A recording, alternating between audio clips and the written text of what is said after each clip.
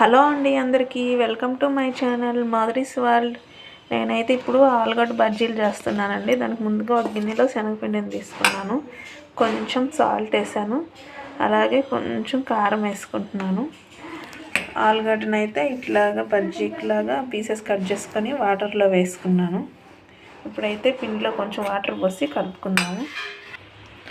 Salt, కారము, కొంచెం water పోసుకొని పిండిని కలుపుకుందామండి.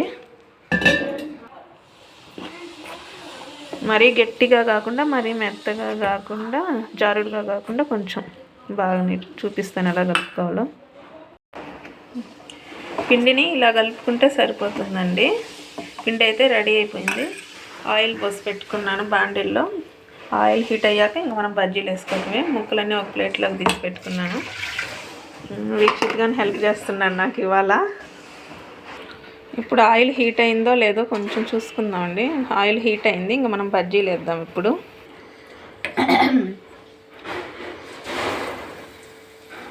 ఇలా ఒక్కొక్కటి ఇంక బజ్జీలు వేసేసుకోవటమే.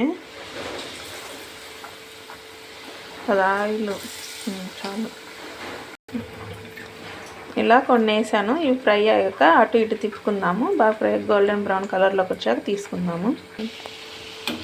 ఒకసారి తిప్పుకుందామండి. ఇప్పుడు ఒక సైడ్ కాలయా లేదా అని.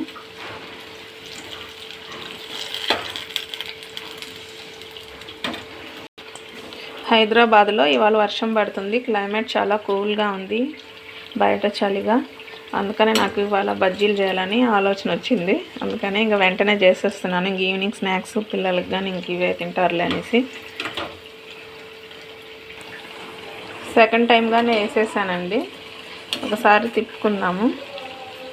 ఫస్ట్ టైం వాటికంటే ఈ సెకండ్ టైం ఇవి బాగా పొంగాయండి బజ్జీలు. ఫస్ట్ టైం బజ్జీలు అంతగా పొంగలేదు, ఈ సెకండ్ టైం బాగా పొంగాయి. అంతేనండి, బజ్జీలు అయితే రెడీ అయిపోయాయి. దీంట్లోకి నేను ఆనియన్స్, కొత్తిమీర, నిమ్మరసం, కొంచెం కారము కలిపి పెట్టేశాను. బజ్జీలు అయితే రెడీ అయిపోయాయి ఇంకా టేస్టీగా. Thank you. వీడియో నచ్చినట్లయితే లైక్ చేయండి, షేర్ చేయండి. Thank you.